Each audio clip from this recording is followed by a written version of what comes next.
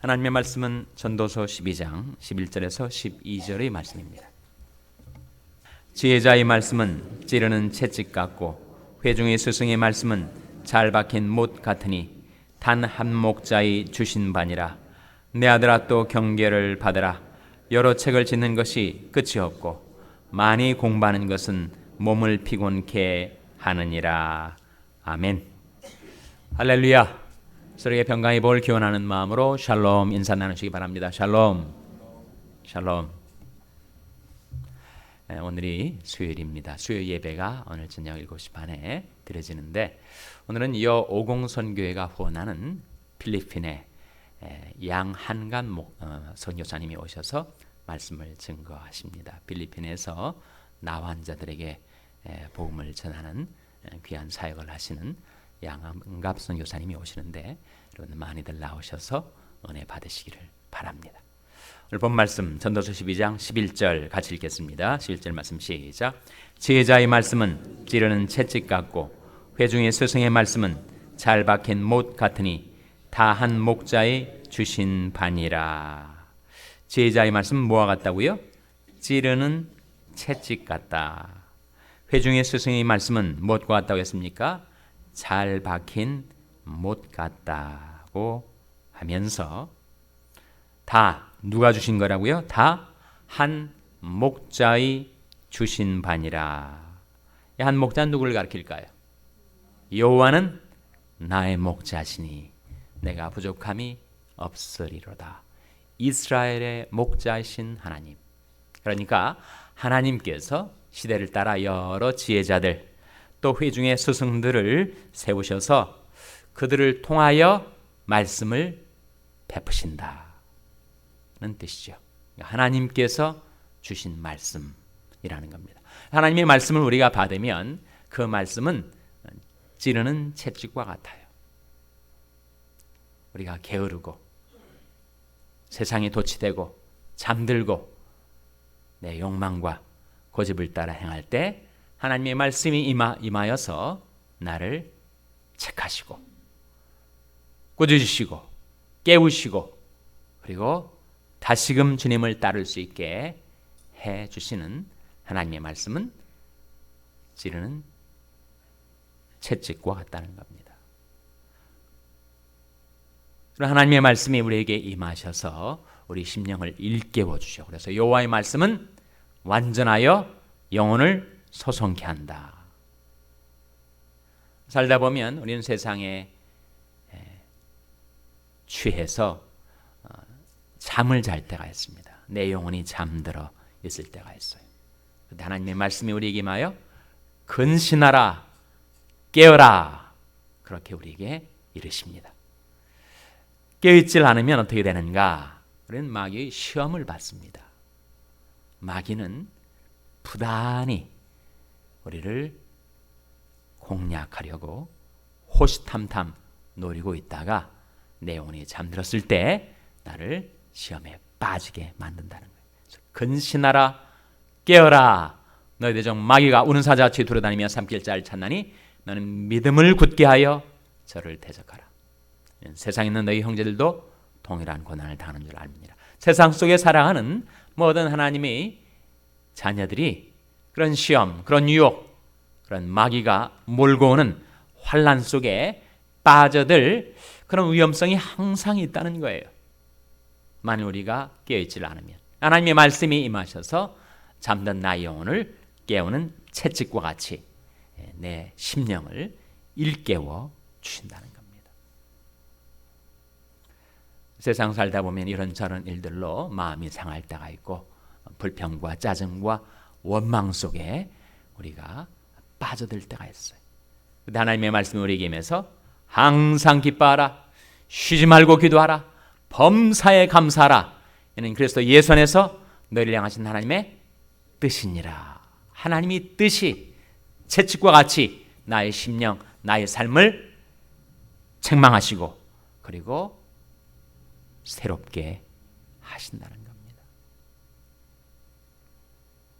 왜 우리가 하나님의 그 뜻을 받들어 그렇게 항상 기뻐하고 쉬지 말고 기도하고 범사에 감사하며 살지 못하는가? 하나님의 말씀을 놓쳐버리면, 하나님의 말씀을 잊어버리면 우리는 금세 내 육신적인 타성대로 내 안에 있는 죄성의 관성을 따라 움직이니까 그렇게 된다는 겁니다. 그래서 하나님의 말씀이 찌르는 채찍과 같이 내 심령을 깨워주시고 책망하여 주시고 돌이키게 해 주셔서 저와 여러분 우리 생활 속에 항상 기뻐하고 쉬지 말고 기도하고 범사에 감사하며 살아가는 그런 은혜가 임하게 되시기를 주님의 이름으로 축원합니다. 만약 우리 그렇게 살 수 있다면, 그래서 믿음으로 감사할 수 있다면, 사람이 어떻게 항상 호조건 순풍에 돛담배같이 그렇게 살아갈 수가 있겠어요? 여러 가지 일도 생기고 좌절도 경험하고 그리고 어려운 일도 당하고, 문제는 그런 일을 당할 때 내가 과연 믿음으로 감사하는가? 믿음으로 감사한다는 것은 하나님을 신뢰함으로 감사하는 것을 말합니다. 하나님을 의지함으로 결단해서 내가 결코 일에 밀리지 않겠다.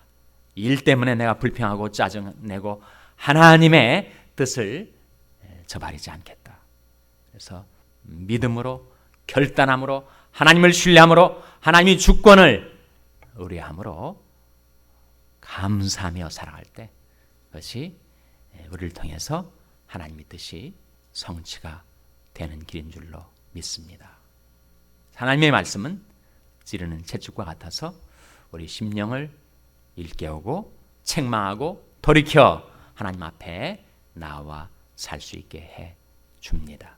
내가 여호와를 항상 내 앞에 모시며 그가 내 우편에 계심으로 내가 요동치 아니하리로다.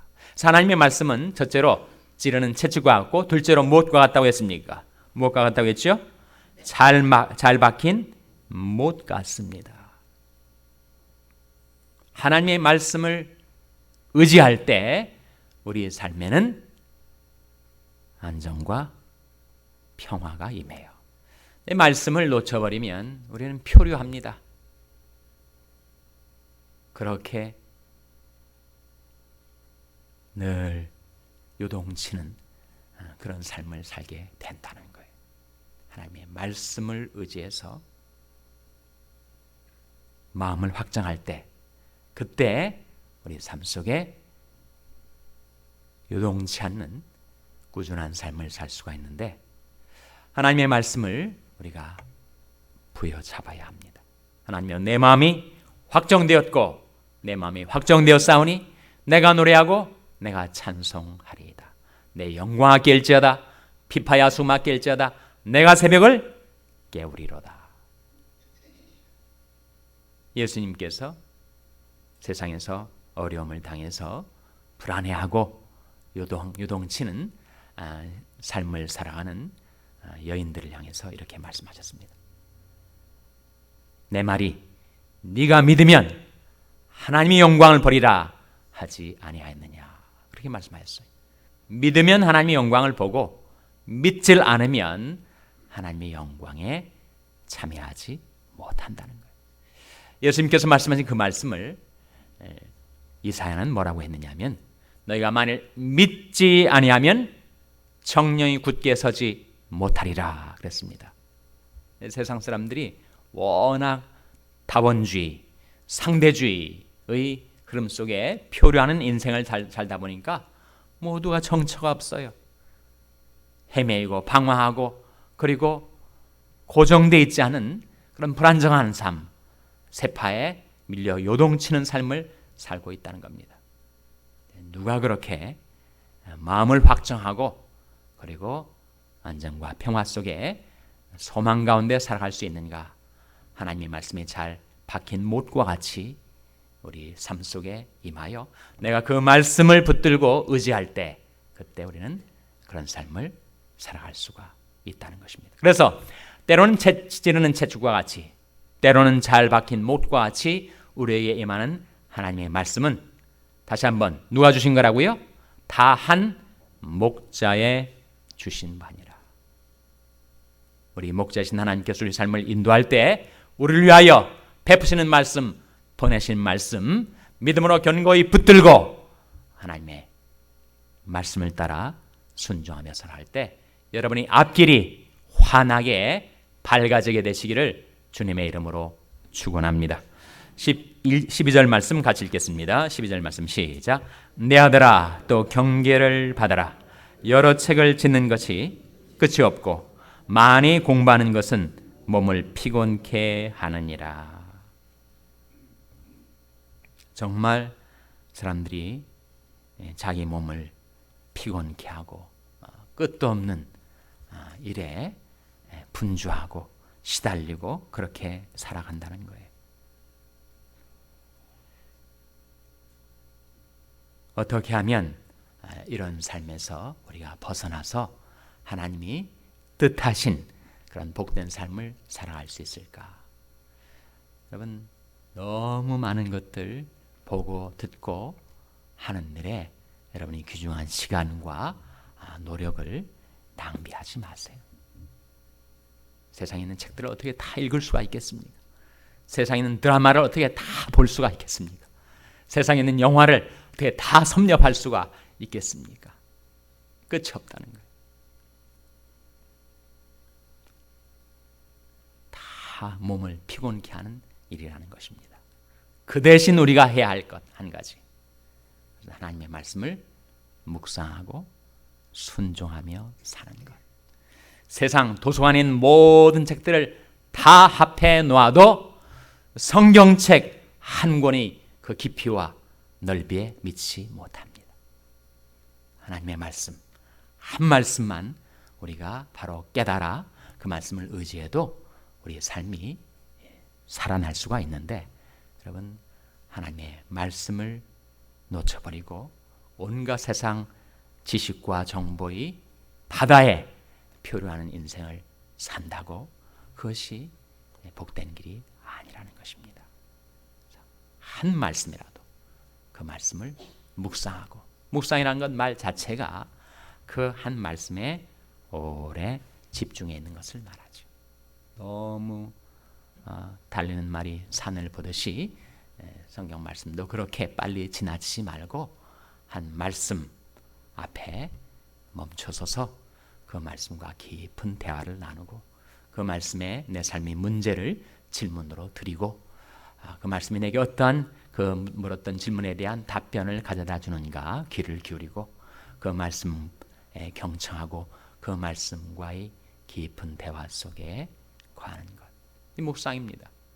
이 묵상이 목표가 중요한데 왜 우리가 묵상을 하는가? 그것은 그 말씀을 묵상함을 통해서 하나님을 알기 위한 것입니다. 그리고 무슨 고대 이스라엘이 역사에 대한 지식을 얻기 위해서 말씀을 묵상하는 거 아니지 않습니까?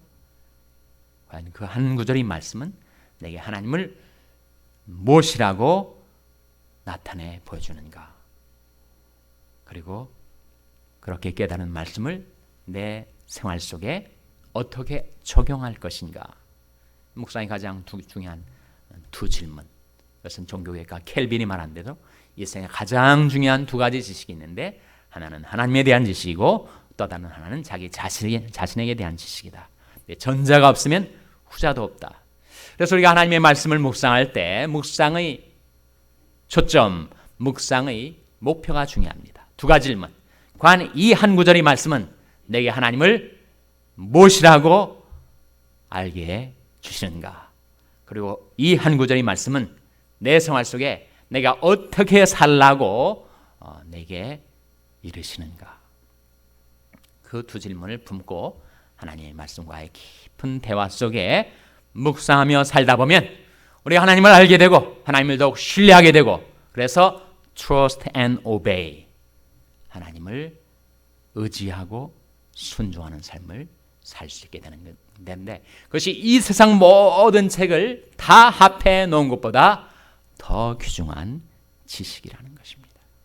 묵상하며 순종하며 사는 인생은 피곤치 않고 하나님을 앙망하는 가운데 계속 보여주시는 세임받아 살게 될 줄로 믿습니다.